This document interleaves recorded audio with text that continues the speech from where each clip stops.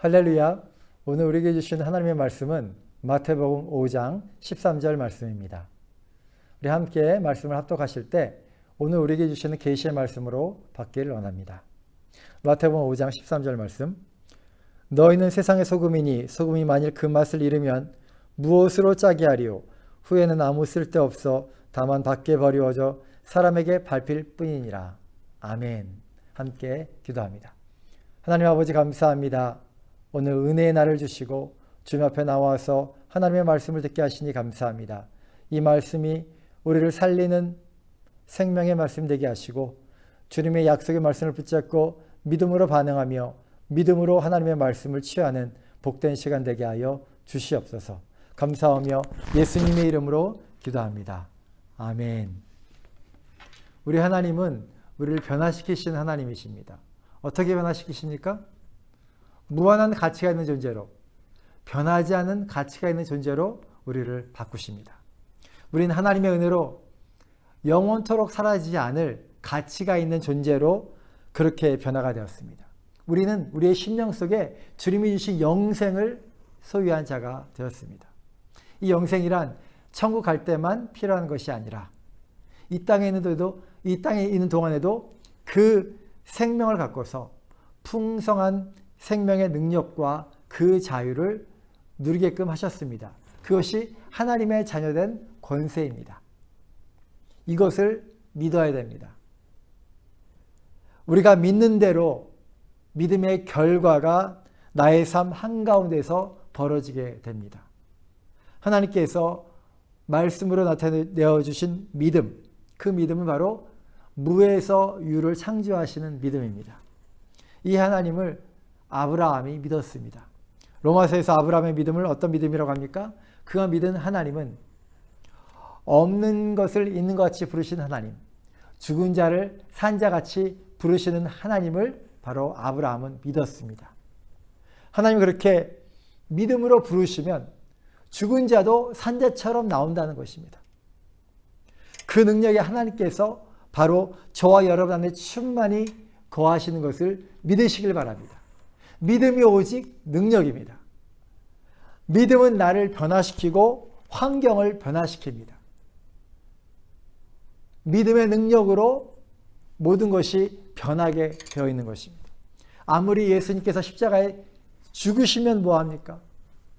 믿지 않겠다는데 어쩔 도리가 없는 것입니다. 믿음만이 하나님께서 바라보시는 우리의 모습, 회복되기를 원하는 하나님의 모습을 완성시키는 능력이 바로 믿음입니다. 그리스도 안에서 나를 바라보는 것, 그것이 믿음입니다. 그리스도의 능력 안에서 나를 바라보는 것, 그것이 바로 주님을 기쁘시게 하는 믿음입니다. 그리스도 안에서 나를 바라볼 때 슬퍼할 수 없습니다. 그리스도 안에서 나를 바라볼 때 낙담할 수 없습니다. 하나님 우리에게 말씀하십니다. 그리스도 안에서 너희의 믿음을 보이라. 주님 우리에게 말씀하십니다. 저와 여러분 안에 어떠한 믿음이 있습니까? 하나님의 형상의 모양으로 우리를 만들어서 이 땅에서 그 형상을 자랑하고자 하는 것이 바로 하나님의 마음입니다. 이제 그리스도 안에 있는 우리는 그리스도의 모습이 발견되어질 수밖에 없는 것이 현실인데 이 사실을 믿으라고 말하지만 믿지 않겠다면 어쩔 도리가 없는 것입니다. 우리 조상이 아담으로부터까지 올라가고 우리 결국 하나님으로부터 나온 존재라고 성경은 말하고 있는데 굳이 우리의 조상을 치고 올라가면 유인원이고 원숭이다라고 말한다면 어쩔 도리가 없는 것입니다. 하나님 우리가 존귀한 존재로 바뀌어질 수 있고 바뀌어졌다고 말씀하고 있지만 굳이 안 믿겠다는데 어쩔 도리가 없는 것입니다. 그러나 저와 여러분은 믿는 자가 되기를 원합니다. 하나님께서 나를 그렇게 존귀하고 능력 있는 존재로 바꾸신 이 사실을 전심으로 믿기를 원합니다. 이 땅에서도 그러한 존귀한 하나님의 자녀로 자녀된 권세의 능력과 자유를 누리시며 하나님의 형상의 아름다운 그 영광의 모습을 이 땅에서 드러내 보이시는 저와 여러분 되시기를 예수님의 이름으로 축원드립니다. 오늘 주님께서 말씀하시는 산상수훈의 말씀은 하나님의 자녀들이 이 세상에서 어떤 모습으로 나타나고 있는지에 대해서 하시는 귀한 말씀입니다. 오늘 주님의 말씀은 하나님의 자녀가 세상과 어떠한 관계를 갖고 있고 하나님의 자녀가 이 세상 속에서 어떠한 위치와 책임이 있는지 그리고 그 영향력은 무엇이 되는지에 대해서 분명하게 말씀하고 있습니다. 뭐라고 주님 말씀하십니까? 너희는 세상의 소금이다 말씀해 주시는 것입니다. 너희는 소금과 같은 존재다, 소금과 비슷한 존재다가 아니라 너희는 세상의 소금이다 라고 말씀해 주시는 것입니다. 결정된 존재적 선포입니다. 이미 그렇게 하나님이 주님이 결정하셨고 그러한 존재가 되었다라고 선포해 주시는 것입니다. 소금이 될 것이다가 아닙니다. 소금이다 라고 외치시는 것입니다. 이 사실을 믿으시길 바랍니다. 믿으셔야 됩니다. 다 함께 고백합니다. 나는 이 세상의 소금이다. 아멘. 나는 이 세상의 소금입니다. 소금으로 말씀하시는 우리의 존재 가치를 믿으라. 오늘 우리에게 말씀해 주시는 것입니다. 이 사실을 굳게 믿어야 합니다. 오늘의 말씀을 잘 이해하기 위해서 먼저 예수님 당시에 소금의 위치를 잘 이해할 필요가 있습니다. 예수님 당시에 소금이다라고 말하면 가장 먼저 떠오르는 것은 화폐의 기능입니다. 그 당시에는 돈과 같은 위치에 있었던 것이 소금이라고 합니다. 특별히 로마 시대에는 사람들에게 일을 시킨 다음에 소금으로 품삯을 지었다고 말합니다. 그러므로 소금은 노동자들이 가장 흔하게 받는 품삯으로서의 기능을 했다고 말합니다. 그러므로 돈으로서 귀하긴 해도요. 이것은 너무나 흔한 돈이었던 것입니다. 쉽게 말하면 노동자의 봉급입니다. 영어로 말하는 이 봉급의 셀러리라는 이 단어도 사실은 소금이라는 salt에서 기원했다고 합니다. 그러니까 한마디로 소금이라고 말하면 노동자의 봉급이 가장 먼저 연상이 되는 것입니다. 그런데 여기서 못마땅한 것이 있다는 것입니다. 아니 나보고 존귀한 존재라고 말하고 존귀한 하나님 나라의 왕자요 공주라고 말한다면 나의 존재를 좀 더 비싸 보이는 존재로 표현되어야 되는 것이 아니냐라는 그런 반문이죠. 내가 진실로 존귀한 존재라고 한다면 소금 대신에 적어도 너희는 세상의 황금이다.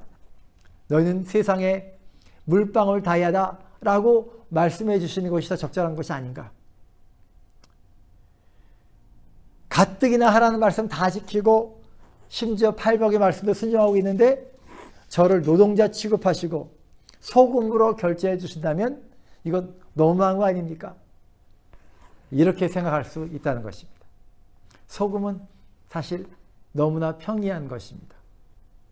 너희는 소금이다라고 하면 하나님의 사람들이 이 땅에서 헌신한 거에 비하면 또한 하나님 나라의 왕자와 공주라고 말하는 그 영광이 있음에도 불구하고 소금으로 말한다면 그렇게 존귀한 존재처럼 보이지 않는다는 것입니다. 그러나 주님은 이에 대해서 어떻게 말씀하십니까? 그래도 너희는 세상의 소금이다 말씀하시는 거예요. 왜냐하면 나도 이 세상에서는 너희와 같이 세상의 소금이었다. 주님 그렇게 말씀하시는 거예요. 예수님께서 세상의 황금덩어리거나 예수님께서 세상에서 물방울 다이었다면 세상 사람들이 예수님을 너무나 사랑하기 때문에 예수님께서 십자가를 지시지 못하셨을 것입니다. 그러나 예수님께서 인자로 오시고 너무나도 평범한 평민으로서 목수가 되어주시고 우리와 함께 하시면서 세상 한가운데서 모든 사람들 가운데서 너무나 평범한 모습으로 자기 자신을 녹이는 삶을 살아주신 거예요. 다 함께 고백합니다. 자기 자신을 녹이는 삶. 아멘. 황금과 다이아몬드 그리고 소금과 가장 커다란 차이점은 무엇입니까? 소금은 쉽게 자기 자신을 녹이지만 황금과 다이아몬드는 항상 그대로 있다는 것입니다.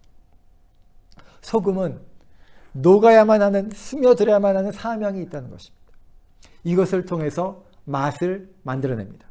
주님께서는 먼저 세상의 소금으로 본을 우리에게 보여주신 것입니다. 그리고 지금 담대히 우리를 향해서도 너희도 세상의 소금이다 외치시면서 우리를 향하여 우리가 걸어가야 될 길을 미리 본으로서 보여주신 것입니다.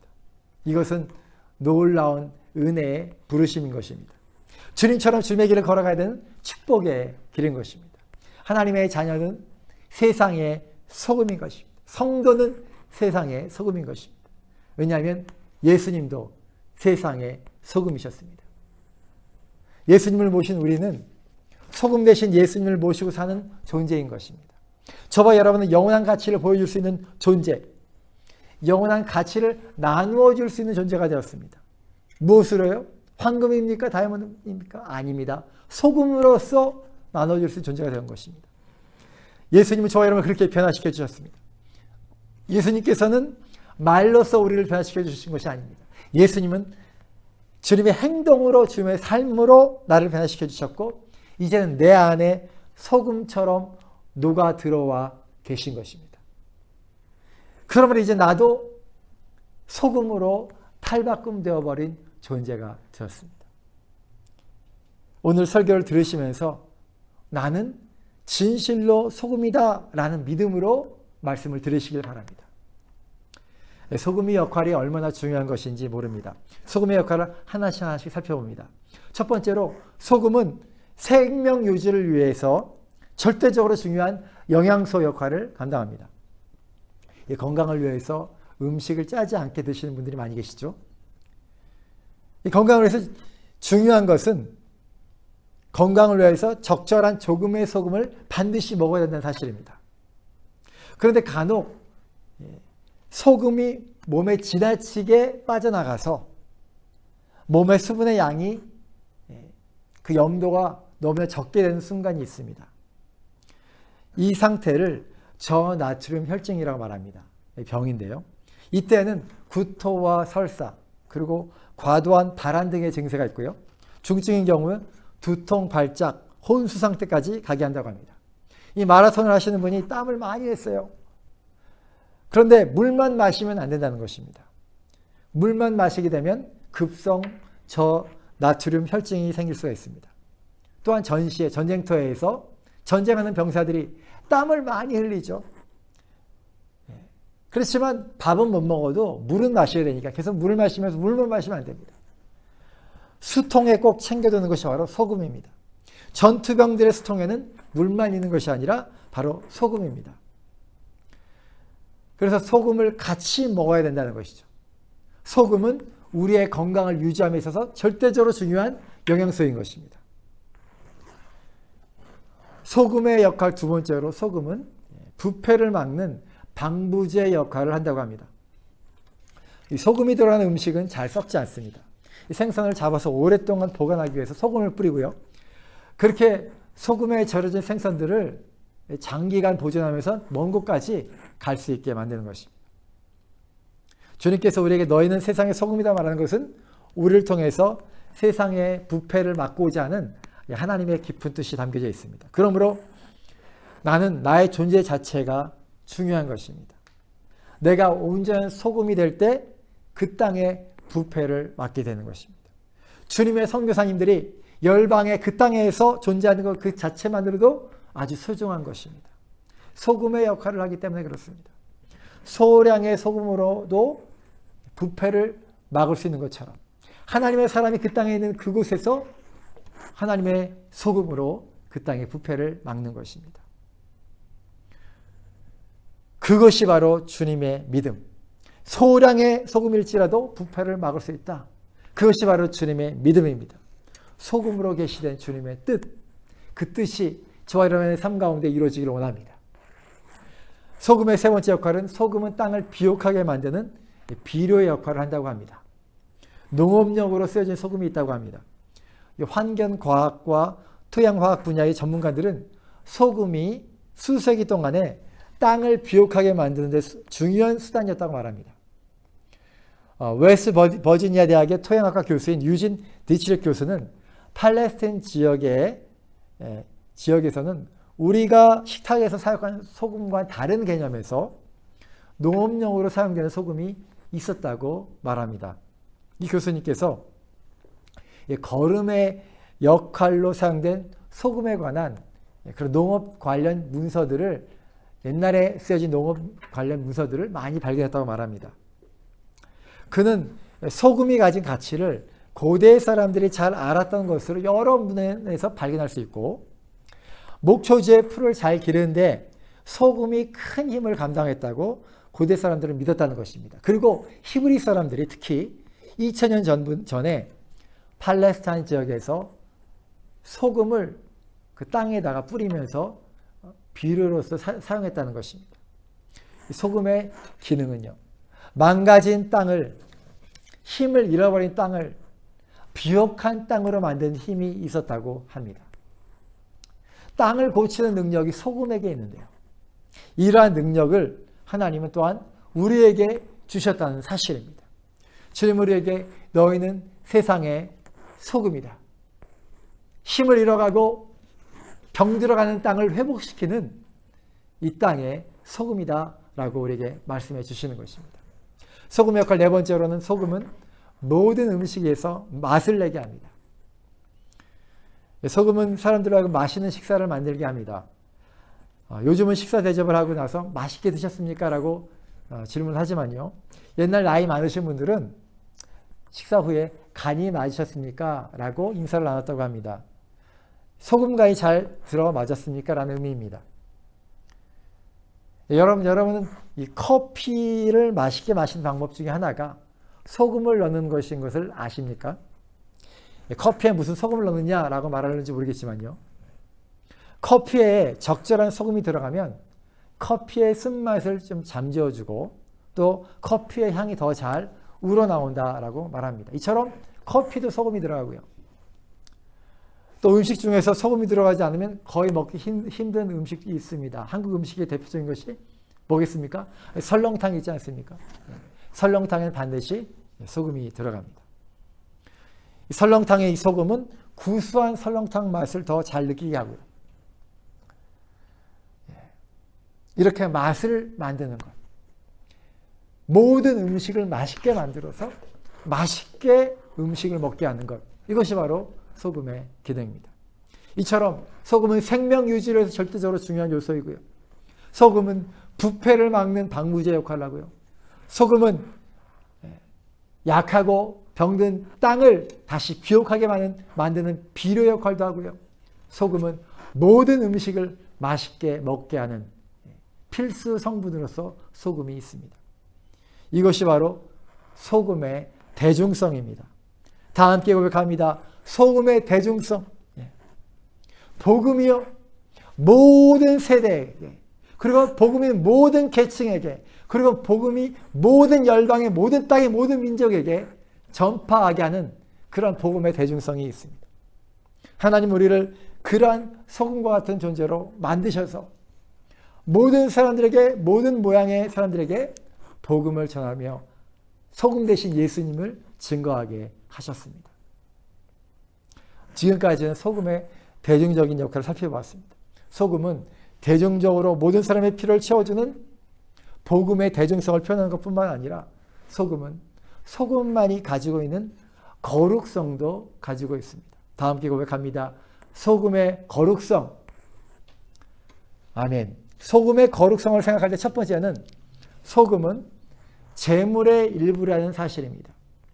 하나님께서 연락하시는 제물에 반드시 이 소금이 들어간다는 사실입니다. 구약시대 하나님께 드리는 제사 중에서 소제와 번제는 하나님께 드릴 때 꼭 소금을 뿌립니다.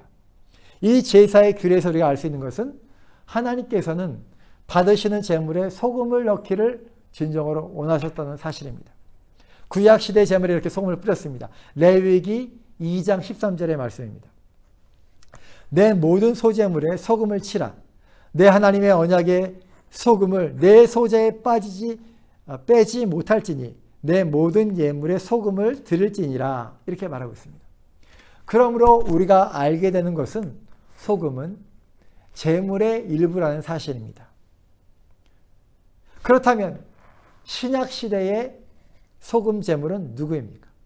첫 번째로는 우리 주님 예수 그리스도이시고요, 두 번째로 우리 주님을 영접한 성도들입니다. 저와 여러분들입니다.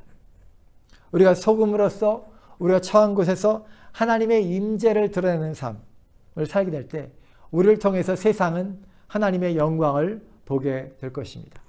로마서 12장 1절에 여러분 잘 아시는 12장 1절에 너희 몸을 하나님이 기뻐하시는 거룩한 산 제물로 드리라. 그렇게 드리는 삶을 말하고 있는데 그것이 구체적으로 무엇입니까? 소금처럼 이 세상에서 녹아지는 삶입니다. 부패한 이 세상에서 소금처럼 녹아지는 삶입니다. 그 삶의 구체적인 모습을 그 삶의 실천이 바로 로마서 12장 2절 그 다음 절에 나옵니다. 너희는 이 세대를 본받지 말고 오직 마음을 새롭게 함으로 변화를 받아 어떻게 소금으로 변화를 받아 하나님의 선하시고 기뻐하시고 온전한 뜻이 무엇인지 분별하도록 하라. 그 말씀하십니다. 여기 마지막에 표현된 단어 분별하도록 하라. 이 분별하다라는 표현된 이 헬라어 도케마조는요. 입증하다, 드러내다, 확실하게 하다라는 뜻이 있다고 합니다.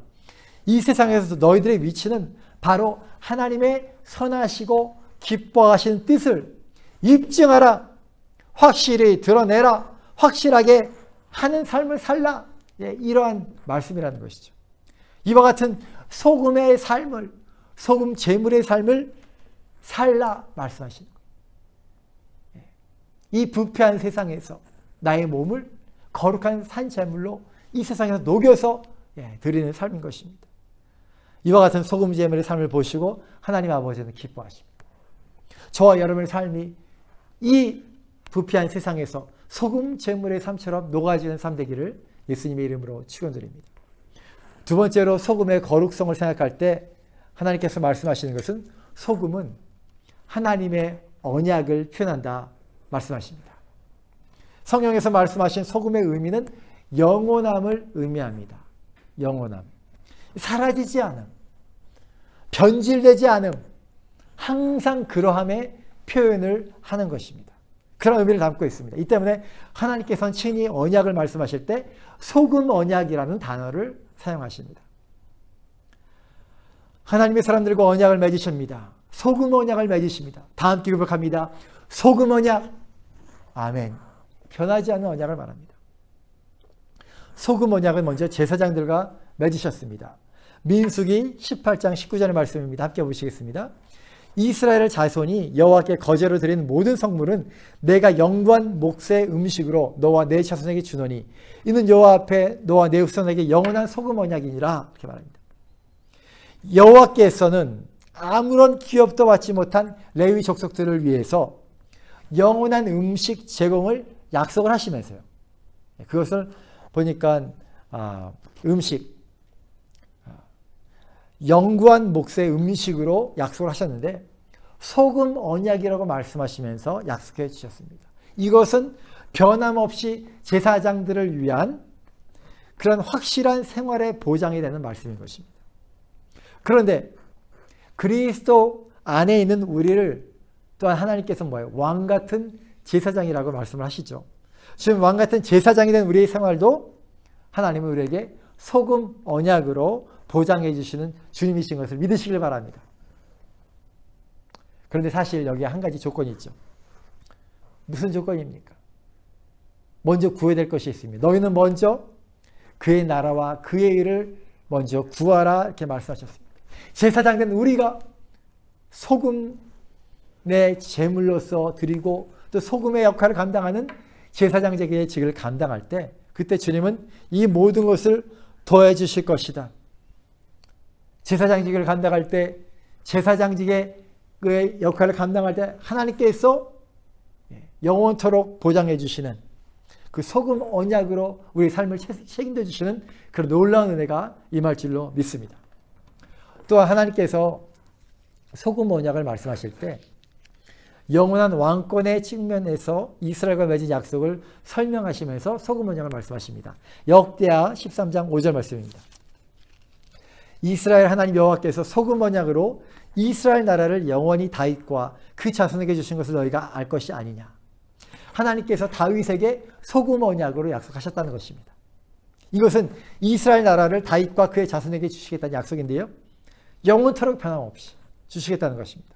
하나님은 다윗의 자손과 함께 하시며 약속을 지키시는데 다윗의 자손으로 오신 예수 그리스도를 통하여 그 언약은 이제 우리에게도 내려와서 우리를 또한 그 하나님의 언약을 누리게 하셨습니다. 왜요? 우리들도 하나님 나라의 왕자와 공주와 같은 하나님의 킹덤 자손, 하나님의 왕과 같은 자손이 되었기 때문에 그렇습니다. 너희는 택하신 족속이요 왕 같은 제사장들이요 거룩한 나라요 라고 베드로 사도는 우리의 변화된 존재를 그렇게 표현했습니다. 하나님 우리에게 이와 같은 소금 언약을 주신 것을 기억하시기를 바랍니다. 이렇게 나 자신도 우리 공동체도 소금 맛이 나타나는 존재가 된 것입니다. 이러한 은혜를 어떻게 됩니까? 믿어야 될 줄로 믿습니다. 할렐루야. 우리 안에는 그러한 소금의 성분으로 가득한 것을 믿어야 합니다. 믿으라니까요. 믿고 그 소금의 맛을 나타내기 위해서 나 자신이 녹여서 스며들 수 있도록 그렇게 해야 됩니다. 그런데 이렇게 분명한 나의 존재가 그리스도 안에서 발견되어졌음에도 불구하고 우리가 소금 맛을 내지 못한다면 어떤 일이 벌어집니까? 어떤 일이 벌어집니까? 여기서 우리가 질문을 할 수 있죠. 소금은 소금이지 어떻게 소금의 맛을 잃어버릴 수 있을까? 어떻게 소금의 맛을 만들지 못할까라고 반문할 수 있다는 것이죠. 이 말씀은 이스라엘의 유목 생활을 생각하면 잘 이해됩니다. 자, 양들은요 반드시 소금을 먹어야 된다고 합니다. 왜냐하면 소금을 먹지 않으면 양이 기운을 낼 수 없다고 말합니다. 힘이 없다는 것이죠. 이를 위해서 목자들은 양들에게 소금을 먹이는데 소금을 먹이는 방법이 뭐냐면 양들은 소금 바위, 암염을 이렇게 준비한다고 합니다. 암염은 소금기가 있는 바위를 말합니다. 이 바위들이 있는 곳으로 목자들은 양들을 인도합니다. 양들이 풀을 뜯다가 그 냄새를 맡으면 약간 바다 냄새 같은 비리비리한 냄새가 있죠. 그 냄새를 맡고서 그 바위로 가서 소금을 핥게 합니다. 그런데 어떤 일이 벌어지면 많은 비가 내려 요즘에 비가 많이 내리는데요. 많은 비가 내려서 그 비가 암염을 훑고 지나가는 거예요. 계속 물이 지나가고 비가 내려서 그 비가 암염을 훑고 내려가면 그 바위의 소금기가 모두 빠져나가게 된다는 것입니다. 그리고 그 암염이 돌만 낳는 경우가 있다고 합니다. 그게 현실적으로 그런 일이 있다고 합니다. 이때 이 바위는 아무 쓸모가 없어서 양들이 정성스럽게 핥아먹는 암염이 아니라 평범한 돌과 같은 존재가 되어서 사람들도 무시하고 양들도 무시해서 버려져 밟히는 존재가 된다는 것입니다. 이처럼 실제로 소금 바위가 평범한 돌로 바뀌어질 수 있다. 그렇게 말하는 것입니다. 그래서 오늘 예수님께서 말씀하시는 것입니다. 소금이 만일 그 맛을 잃으면 무엇으로 짜게 하려? 그 후에는 아무 쓸데없어 다만 밖에 버리워 사람에게 밟힐 뿐이니라 이렇게 말씀합니다. 소금이 그 맛을 잃어버리면 첫 번째 비극은 무엇입니까? 아무 쓸데없어집니다. 무용지물입니다. useless한 being. 정말 아무런 가치가 없고 쓸모없는 존재가 되어버린다는 거예요. 그리고 두 번째 비극은 무엇입니까? 밖에 버리워집니다. 이 밖에 버리워에서 버리워란 단어는 원어로 살펴보면 버리워라는 것은 버려진다는 것은 던져지는 것을 의미합니다. 예수님께서 마태복음 3장 10절에서 똑같은 방법에서 이 단어를 사용하셨는데요. 마태복음 3장 10절입니다.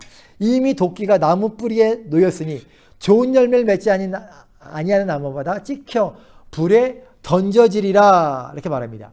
좋은 열매를 맺지 않는 나무는 주님께서 아무 쓸데없는 존재로 보셔서 아무 쓸데없어서 결국 던져지는데 어떻게 해요? 불에 던져진다 라고 말씀하십니다.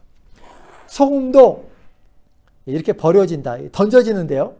어떻게 해요? 소금은 밖에 던져진다 라고 말합니다. 땅바닥에. 소금 맛을 잃어버린 이 소금의 세 번째 비극은 무엇입니까? 땅에 던져져서 사람들에게 밟힌다라고 말씀하십니다. 밟히된다. 여기서 밟히다는 말을 누가복음 8장 5절에서는 예수님께서 동일하게 또 이 단어를 사용하셨는데요. 누가복음 8장 5절입니다. 씨를 뿌리는 자가 그 씨를 뿌리러 나가서 뿌릴새 더러는 길가에 떨어짐에 밟히며, 길가에 떨어지니까 밟힌다 이렇게 말했습니다. 공중의 새가 먹어버렸고, 길가에 떨어진 씨는 사람들에게 밟힌다 말씀하실 때 동일하게 밟힌다는 표현을 썼습니다. 결국 뭐예요? 비참한 대우를 받게 된다라는 의미입니다. 이러한 모습은 소금이 소금의 맛을 잃어버릴 때 나타나는 비극입니다. 비극이. 교회사에 의하면 마태복음을 기록한 마태는 그리스도인들의 이웃이 범죄한다면 곧 그리스도인들이 범죄하는 것이다 라고 자주 말했다고 합니다.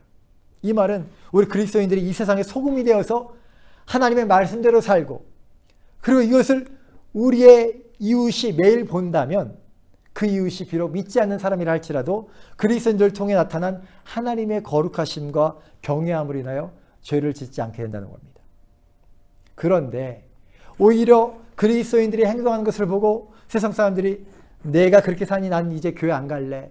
교회 별거 아닌 것 같다 라는 마음이 들고 그렇게 행동한다면 그는 그리스도인으로서 소금의 역할을 감당하지 못하는 것입니다. 그리스도인들은 암염과 같습니다. 우리가 예수님을 믿어서 그리스도인이 되었다는 것은 그리스도의 맛을 내야 한다는 것을 의미합니다. 그것은 무엇입니까?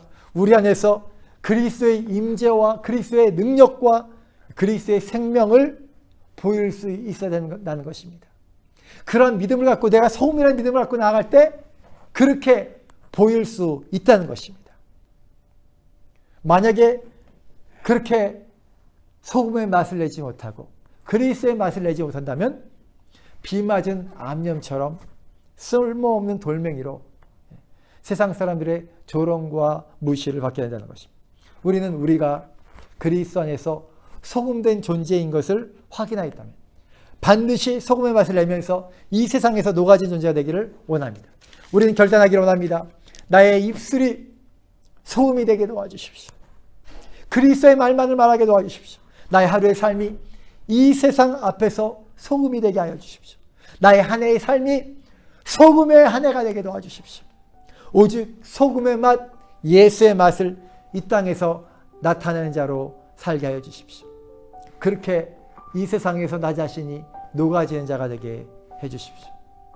언제나 예수 그리스도의 사람으로서 세상의 소금으로서 그리스도의 맛과 그리스도의 멋을 나타나 보이시는 저와 여러분 되시기를 예수님의 이름으로 축원드립니다. 이 시간 기도하겠습니다.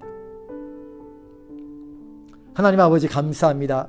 우리로 이 세상에서 소금 되게 하여 주시고 소금의 맛을 나타내는 자로 살게 해주시니 감사합니다.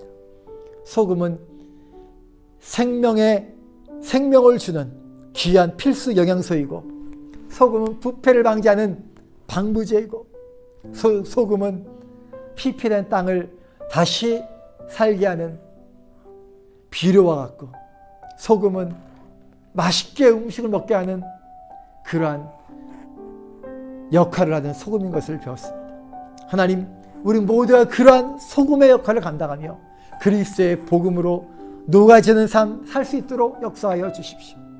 우리를 통하여 주님이 모르는 자들이 주님을 알아갈 수 있도록 역사해 주시고 또한 우리의 험난한 인생길에서 주님 주신 소금 언약을 붙잡고 나의 삶의 모든 필요가 되어주신 주님의 은혜를 경험하고 또한 나의 몸을 소금 제물로 드리며 주님이 기뻐하시는 거룩한 산제물로 드리는 복된 주님의 삶 살아가는 우리 모두가 되게 하여 주시옵소서. 감사하며 우리 구원해 주신 예수님의 이름으로 기도합니다. 아멘.